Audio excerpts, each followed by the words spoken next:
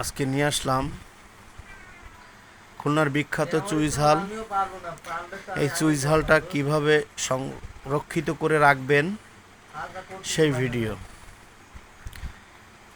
প্রথমে চুই ঝালের গায়ের চামড়াটা ছেঁচে ফেলে দিতে হবে।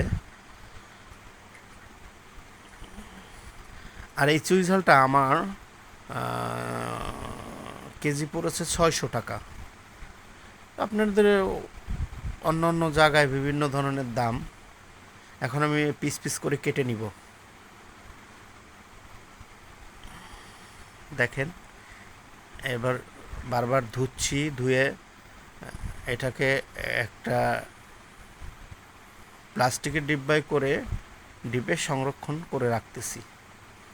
এইটাই ছিল চুইঝাল সংরক্ষণ করার পদ্ধতি।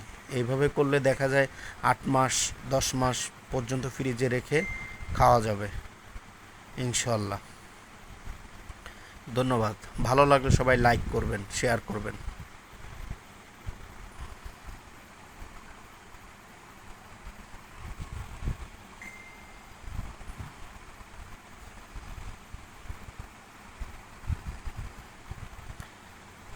কি এবার চলতেই তো আছে এখনো।